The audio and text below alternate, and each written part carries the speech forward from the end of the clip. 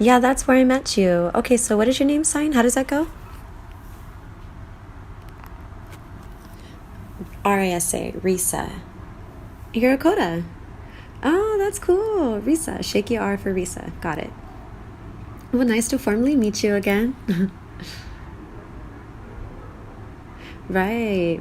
Yeah. Now we have an opportunity to chat. So, I want to learn a little more about pro bono ASL. I've heard great things. I'm thrilled for your new collective. We need more BIPOC interpreters. I'm like, finally, I've been wanting someone who represents like our community. And not just representing us, but also representing the speakers themselves. Oftentimes I find myself so conflicted. Like I can't process watching the interpreter who themselves are not BIPOC and, narrating for a BIPOC presenter, So now with your collective here, I'm like, yes, singing your praises.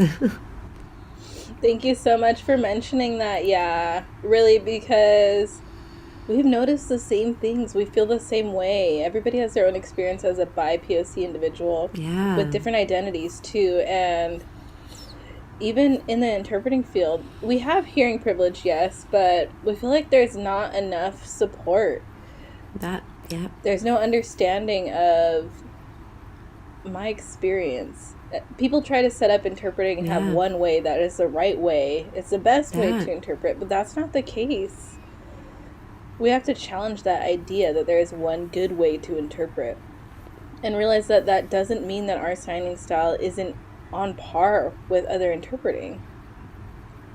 So we're excited to set up Pro Bono ASL as a collective. Well, I already have had, some conversations with other interpreters who themselves are white and they're perplexed.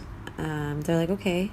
And you can see that there's a lot of unpacking to do, and it's not personal at all. It's not about you as the individual. It's about what we believe in. It's about what we represent and what we are doing, at work and in other parts of our lives, and it's about accessibility and visibility and representation and that understanding. And it's not meant to diminish or minimize your work. No, there's a lot of interpreters out there who are qualified and skilled just like you. But how about we give those interpreters opportunities and space to grow, where they're representative of their community and who they serve. And so I've already had some in-depth conversations with some interpreters, and some understand, they totally get it, they're down, they support. And with others, I can see that there's still just a bit more work to do with their unpacking and understanding their privilege and their bias. So yeah. Well, anyways, the important thing is that these conversations are happening. That's important. I agree with you completely. Well, I applaud y'all. Thank you. And there's some people that have been asking me about y'all and like, hey, they're really doing it for free? And I'm like, yeah, it's mostly volunteer, but I'm hoping, I'll keep in the back of my mind that I'm hoping y'all get paid from the community, either through donations and not just through community donations, but I'm hoping that the organizers who are hosting these events, like the protests or the rallies, I'm hoping that they'll have funds set aside too for interpreters and accessibility. Yeah, well, we've been really blessed because we have a lot of support from the community, so we feel that blessings from them. There's strong support that we see. We've had contracted work too, so I feel like it's a really exciting project and exciting to see it grow. It's exciting, yeah. I'll watch out for y'all, yeah, and keep it up. You have our support all the way. Well, thank you. So thank you for your time today and sitting down with me and talking to me. I guess go ahead and introduce yourself, talk about your background. All right, so I'll just start with my name. I'm Janette Duran-Aguirre, and I'm a school counselor. I work at the only day school for the deaf in Los Angeles in LAUSD, and this is my 11th year now. And, I was born in Mexico. And when I was 9, we moved to the U.S. And I'm the second of 3 siblings in my family who are deaf. Out of 9, there's 9 of us total. but just happened so 3 in a row, we're all deaf. And I didn't learn American Sign Language until later in life. I think when I was 12 or 13. I grew up oral, speaking Spanish, which is my first language. My second language is English, and my third is ASL, American Sign Language. And that's been my experience growing up. And it's a big part of the reason why we moved here. It was to have educational opportunities for, the deaf siblings, which was better than what you find in my hometown. It's a small farming village, and they don't have supports. So my parents didn't want me to go through the same experience that my older brother had. So they knew that here in the United States, the land of opportunity, so we decided to move. And, I went to oral school, and I learned ASL, and I completely immersed myself into my deaf identity. I made more deaf friends, and it wasn't until now, as an adult, where I'm seeing a lot more BIPOC deaf role models. I didn't have that growing up. A lot of the role models I had that were deaf were all white, but where's my people at? Where's Miras at? It was hard to find, but also I think a big part of social media, had a big impact. Back then, there wasn't a lot. There wasn't as much as there is today. We have Twitter, we have Instagram, we have Facebook, all of that. But back then, we didn't have as many options as we do now. So, there's more exposure, there's more access to video, to signing. There's so much more visibility. So that's cool. That's something that I feel like, given my background, that's a little bit about me and my background. Thank you for introducing yourself. I had no idea that you were born in Mexico and you moved here for education. Thank you for sharing that. I went through culture shock with the American lifestyle, with English, seeing so much diversity. It was impressive. For me, I struggled with assimilating. I was forced to assimilate. I had to lose some parts of my identity. So that was an experience. I had something else to ask you. I completely forgot what the question was. Oh my God, what was it? Do you know LSM? I know a little LSM. I'm learning Lenguaje de Signos Mexicano. Growing up, I had such a desire to meet other deaf people who were from Mexico, who knew LSM. But every time, growing up, I would go to my hometown in Mexico. I would always want to meet other deaf there, but there just weren't a lot of people there who were deaf. But now, as an adult, I know some deaf people who themselves are deaf from my hometown, which is very small. Yeah, it's a very small community. Oh, cool. So now I have more and more friends who are from Mexico who use LSM, and I'm learning. I'm immersing myself. I went to Mexico 2 years ago, and I completely immersed myself with the deaf community there, and it was such a rich experience. And I know that LSM has to be learned, and I have to practice more. And right. I can pick it up easily. It's just a matter of completely immersing myself with that community and using it. And, my first language is Spanish. So for me, it's a bit easier to pick it up, with lip reading and signing LSM, picking it up, learning, Yeah, I love it. I love watching it. I don't know LSM, but seeing it, I've had a few rare occasions. One time was an event, a workshop at Cal State Long Beach. Yeah. They hired... with Armando? Armando Osnaya. Yeah, he is an LSM instructor at CUC Long Beach. Yes, we're good. He's a good friend of mine. Oh, he's phenomenal. Yeah, I do recommend taking his class. Yeah, so that was my first time seeing LSM being taught and signed with. Not only that, but it was my first time witnessing something like that. We were watching interpreters, ASL, LSM. What did that look like? LSM. Mm-hmm. Oh, it was a workshop. Yeah, they had a team that both knew LSM, so one would hear and feed the team, and Oh, that's then cool. the interpreter Yeah, was that signing translation ASL for process. us, and then somebody would watch that ASL and voice it. Oh, so it was spoken English and Yeah, Spanish? they had. Wow, that's so Mm-hmm. many there's so much It was language a use at lot the of same language time. use, Wow. yes. And at the same time, the presenter was presenting, so it was kind of crazy. My eyes were exhausted. I was watching everything. Yeah, I mean it's amazing to see that at the same time, how language just how it's beautiful to witness all the different translations happening at the same time. Yeah. But Armando, that's his name sign. Armando. He Okay. is the champ. He is such a wonderful LSM teacher, and not just with LSM, but with the cultura mexicana, with the history, the deaf community and Yeah. deaf culture over there in Mexico. Like, he has so much knowledge, and I definitely suggest you take his class. Yeah, Oh, I'll keep that in you'll mind. learn I'll a keep lot that in from mind. him. Yeah. I've been thinking about going back for my master's, especially for social work. And so it'd be nice to have different options. Thank you. I'll keep that in mind. Oh, that's cool. Okay, so I don't want to take up your time.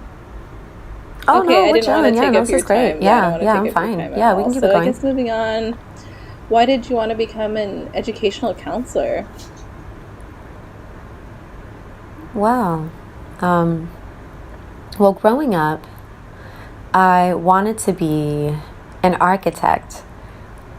I wanted to build and design and all that. But then later, I wanted to be a firefighter. And then I found out, I couldn't, because I couldn't hear. So I was like, okay, that was a limitation.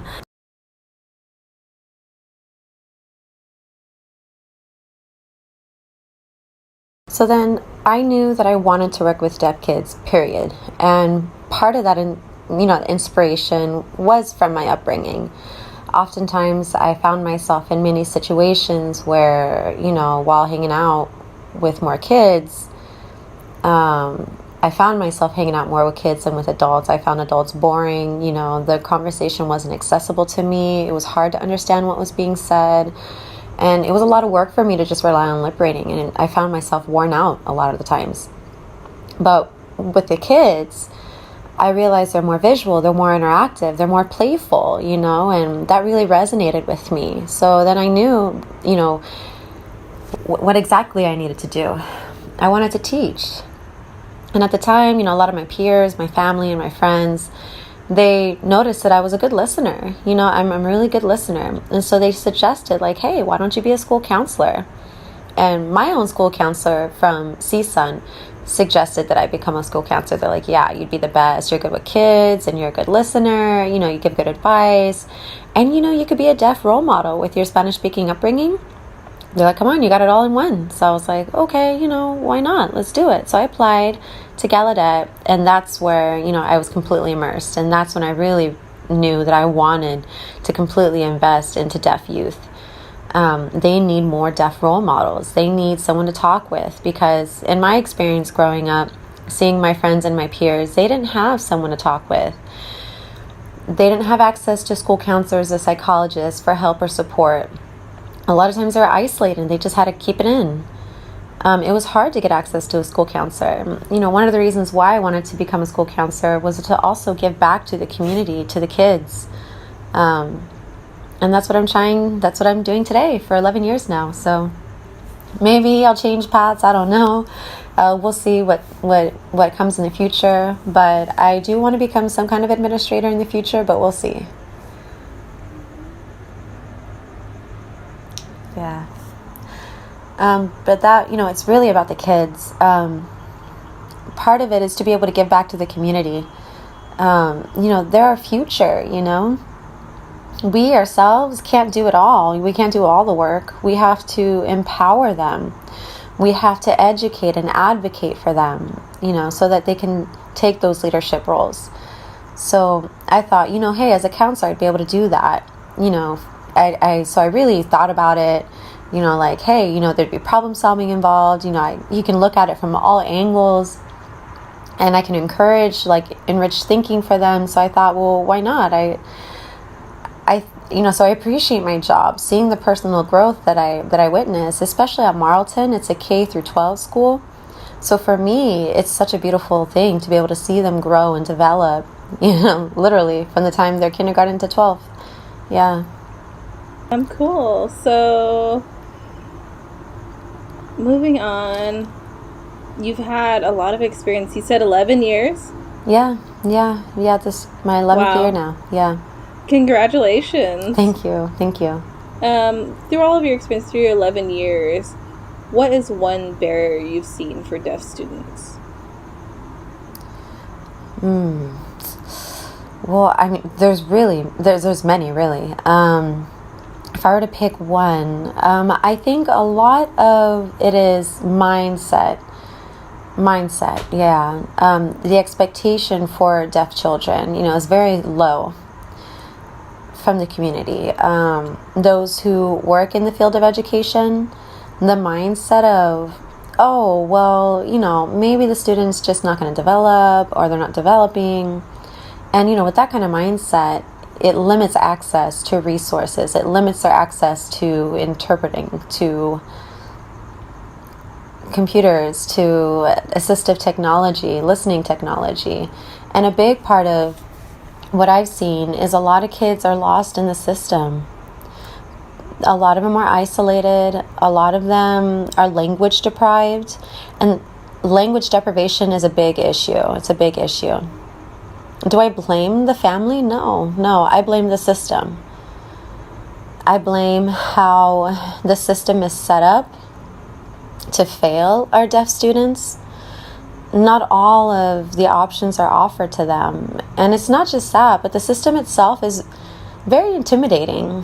For myself, as a professional, for families, it's even more intimidating, because many families tend to just take whatever the administration says, whatever they offer or whatever they suggest, they just accept right away without even exploring their options. And they're not even aware that they have options or rights, and they don't know how to advocate because there's this fear of, I don't know, maybe they themselves haven't gone through all 12 years of schooling, so they're just dependent on the professional, like, oh, you know what's best, you're in deaf ed, so I'll just follow what you say.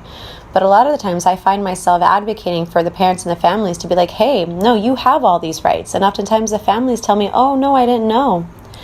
And that's a big problem I see in deaf education. Again, language deprivation, not being exposed to resources, not giving parents options, or for them to be able to advocate for themselves, for their deaf children. So I've seen how the system is intimidating, how intimidating it is for many families. And it's a big barrier. A lot of barriers occur. And later on, they're like, oh, I could have done this and I could have had that option. But at that time, it's a challenge for them to try to catch up with all that time lost without those resources they didn't know about. And that, for me, is hard. It's really hard to witness. It's the attitude, the mindset, the system. Yeah. So that's why, I have to empower my students, their education. I have to educate them about their rights. Hey, did you know that this is your education? We have an IEP for you. Use it. Take advantage of it. There's federal law there to protect you. And oftentimes, I'll tell the parents, hey, you can bring an advocate with you. Or you can bring a family member with you to the meeting. You can bring a lawyer with you to the IEP meeting if you have to. And oftentimes I'm told, hey, you should be careful. You shouldn't be telling the parents that. And I'm like, well, no, wait a minute. That narrative is a huge obstacle to their access to educational equity. And I'm like, well, wait a minute. That narrative is really preventing their access to educational equity. So that's where the harm really happens. Give that to them. Expose them to that information. That exposure is so important. We need to support them so that they're able to decide, what they can do, as opposed to just being misinformed and then realizing, well, wait a minute, all these people have all these services and they feel left, they have a bitter feeling about that. So that's where I'm a little torn, Myself as an educator, I always encourage my colleagues who are in the field of education to please, interact and bond with, connect with the families. they're a big part of the child's personal growth and development, and their upbringing, and they play a big role in their future. It can't just be like, oh, well, the parents don't sign, or, oh, the parents don't know English, whatever, or it's not a priority, or, they're doing the best they can. And I feel like that's where there's a big gap. That's the missing link between like the educational system and the family system at home. Really, it's all interwoven. There's so many layers. We could take weeks and months to discuss and unpack and deconstruct and find the root. Yeah, it's heavy. For me, it's really, really a personal. Yeah, it's personal for me. I've witnessed that in my parents. I've seen the impact that it's had in their adult life. So when I was a child, I didn't know any better. I would interpret for them, but looking back to see what their experience was, you can really tell the difference. You can identify between people who've experienced language deprivation and people who have language access. You can really see what deaf education, when it's accessible, when they get it the right way, how beneficial that is. And not only language deprivation, there's many of us in the education field where we don't have that cultural understanding, we need to have that mutual cultural understanding to really connect with the family, because oftentimes we're so focused on language deprivation, which is a very important issue, yes, but let's spend some time on other identities that our students have. We need to be inclusive of those identities too. And not only, it's not just about language deprivation. I think that is the other factor. Parents who feel welcome or not informed, they feel there's cultural clashes, like the deaf culture itself is not welcoming. So I've always told the parents, you have the right to A, B, and C, 1, 2, 3. But oftentimes, most of the people that I work with are, themselves Spanish-speaking families where Spanish is spoken at home. And I notice things. I'm like, well, hey, why don't they learn ASL? And they're like, oh, no, they have to learn English. And I have to be like, well, no, wait a minute. You don't need to learn English to learn ASL. ASL and English are two different languages. You can continue to use your Spanish language to learn ASL. And they're like, wait, what? I didn't know that. And I use myself as an example, how I was oral and how I sign ASL. And they're like, oh, and that's their realization point where they're like, okay, and they come to understand that.